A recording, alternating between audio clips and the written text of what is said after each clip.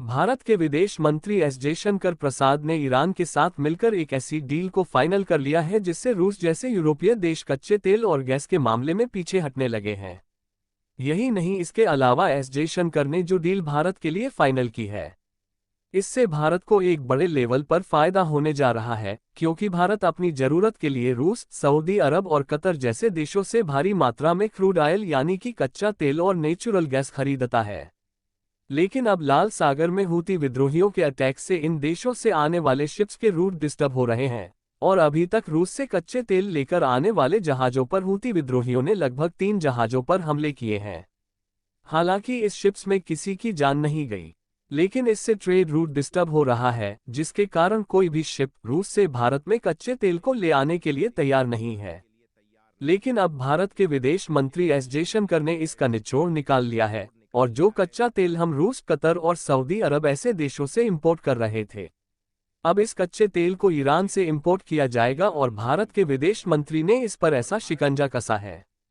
जिससे ईरान भारत को रूस से आधे दामों पर कच्चा तेल देने के लिए तैयार है। और ईरान भारत को सस्ते दामों में कच्चा तेल क्यों बेचने है, इसकी भी जानकारी इस वीडियो में बताने वाले हैं। लेकिन आगे बढ़ने से पहले भारत के विदेश मंत्री ने जिस तरीके का दिमाग लगाया है, उसके लिए इस वीडियो को लाइक जरूर कीजिएगा और चैनल को सब्सक्राइब कर लीजिएगा, ताकि नई वीडियो सबसे पहले आपको मिल सके। देखिए, लगभग 1 महीने पहले से हूती विद्रोही लाल सागर से गुजरने वाले सभी शिप्स पर हमला कर रहे हैं, और इसके लिए भारत का ट्रेड रूट डिस्टर्ब हो चुका है, जिसके कारण रूस से भारत में इंपोर्ट होने वाले कच्चे तेल में दिक्कतों का सामना करना पड़ रहा है। और अभी कुछ दिनों पहले 15 जनवरी को भारत के विदेश मंत्री एस जयशंकर प्रसाद ईरान के दौरे पर गए हुए थे, और वहां पर ईरान के मुख्य सचिव से मिलते हैं और कुछ बातें करते हैं, और उसके दूसरे दिन जैसे ही एस जयशंकर ईरान से वापस लौटते हैं, ईरान के द्वारा पाकिस्तान पर मिसाइल का अटैक कर दिया जाता है, क्योंकि पाकिस्तान भारत का एक प्रकार से विरोधी देश है। तो इसमें भारत भी ईरान का साथ देने वाला है, और अब पाकिस्तान और ईरान का युद्ध और भी ज्यादा भीषण होता जा रहा है, जिससे ईरान को इस समय ज्यादा मात्रा में पैसे की रिक्वायरमेंट है। अब क्योंकि ईरान की इकोनॉमी कच्चे तेल के एक्सपोर्ट के बलबूते टिकी हुई है, इसीलिए अब ईरान ज्यादा मात्रा में कच्चा तेल बेचना चाहता है। लेकिन दिक्कत इस बात की है कि ज्यादा मात्रा में ईरान से तेल खरीदने के लिए कोई भी देश तैयार नहीं है, और इसलिए ईरान की मजबूरी का फायदा भारत को होने वाला है, क्योंकि एक तरफ जहां रूस से क्रूड ऑयल यानी कि कच्चे तेल इंपोर्ट करने में दिक्कत आ रही है, वहीं दूसरी तरफ ईरान भारत को सस्ते दामों में कच्चा तेल ऑफर कर रहा है, क्योंकि ईरान को इस समय पैसे की काफी ज्यादा जरूरत है। यानी कि कुल मिलाकर देखा जाए तो इसमें सबसे ज्यादा फायदा भारत को होने वाला है। लेकिन अगर भारत के विदेश मंत्री एस जयशंकर न होते तो ये सब होना नामुमकिन था, क्योंकि भारत के कहने पर ही पाकिस्तान और ईरान के बीच युद्ध होने लगा, और उसका फायदा भी पूरी तरह से भारत को होने वाला है। बिजनेस स्टैंडर्ड की एक रिपोर्ट के मुताबिक भारत ईरान से भारी मात्रा में क्रूड ऑयल और नेचुरल गैस इंपोर्ट करने वाला है, और इसके लिए कारण ये बताया जा रहा है कि लाल सागर में हूती विद्रोहियों के अटैक से ट्रेड रूट डिस्टर्ब हो रहा है, जिसके कारण हम रूस के बजाय ईरान से क्रूड ऑयल खरीदने वाले हैं। क्योंकि अगर देखा जाए तो भारत और रूस के ट्रेड रिलेशंस पहले से भी काफी अच्छे रहे हैं, जिसके कारण रूस से कच्चा तेल खरीदने के लिए हम रूस को डायरेक्टली मना नहीं कर सकते। यदि हम रूस से क्रूड ऑयल खरीदने के लिए डायरेक्टली मना करते हैं तो इससे भारत और रूस के ट्रेड रिलेशंस खराब हो सकते हैं, और इससे भारत को भी भारी मात्रा में नुकसान हो सकता है, क्योंकि इस समय देखा जाए तो भारत की बड़ी बड़ी दिग्गज कंपनियां रूस में स्टैब्लिश है, जिसमें एल&टी जैसी कंपनी शामिल है। पिछले साल का डेटा को देखा जाए तो एक साल में भारत ने रूस से $3.6 बिलियन के कच्चे तेल को इंपोर्ट किया है। इसके अलावा भी भारत से रूस को काफी सारे प्रोडक्ट्स एक्सपोर्ट किए जाते हैं, जिसमें electronic components, vehicles, iron and steel, food product और केमिकल प्रोडक्ट शामिल है। और इसमें भी सबसे ज्यादा व्हीकल्स रूस को भारत से एक्सपोर्ट किया जाता है, क्योंकि गाड़ियों की कीमत काफी ज्यादा होती है। इसलिए रूस को व्हीकल्स का एक्सपोर्ट करके हम भारी मात्रा में प्रॉफिट जनरेट करते हैं। और रूस से भारत को इंपोर्ट देखा जाए तो भारत रूस से केवल क्रूड ऑयल और नेचुरल गैस भारी मात्रा में सस्ते दामों में इंपोर्ट करता है। यानी कि कुल मिलाकर देखा जाए तो भारत और रूस के रिलेशंस पहले से भी काफी अच्छे हैं और इन दोनों देशों का बायलेटरल ट्रेड बढ़ता ही जा रहा है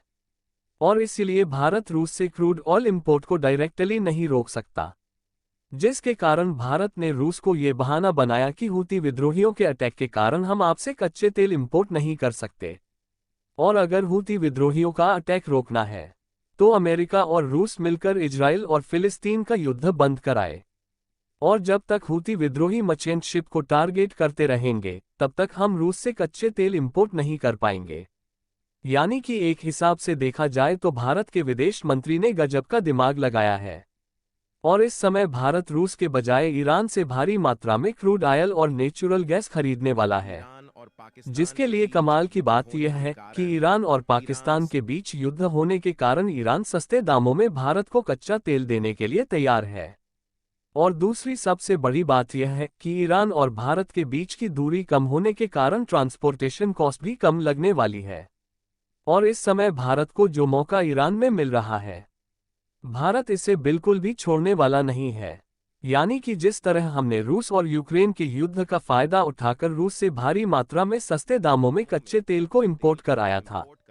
उसी तरह अब भारत ईरान की मजबूरी का फायदा उठाकर सस्ते दामों में भारी मात्रा में तेल को खरीदने वाला है। आपको बता दें कि भारत में दुनिया की सबसे बड़ी ऑयल रिफाइनरी मौजूद है, जिसके कारण हम दूसरे देशों से कच्चे तेल को इंपोर्ट करके अन्य देशों को डीजल और पेट्रोल एक्सपोर्ट करते हैं, जिससे भारत को एक बड़ी मात्रा में प्रॉफिट होता है। इसके अलावा भारत की कुछ कंपनियां ऐसी हैं जो कतर और सऊदी अरब जैसे देशों में अपनी ऑयल रिफाइनरी को सेटअप किए हुए हैं, जहां से भारत की इकोनॉमी में एक लार्ज अमाउंट प्रॉफिट ऐड होता है। हालांकि यह पहली बार नहीं हो रहा है कि भारत ईरान से क्रूड ऑयल खरीद रहा है, बल्कि इससे पहले भी भारत ने ईरान से क्रूड ऑयल को परचेज किया है।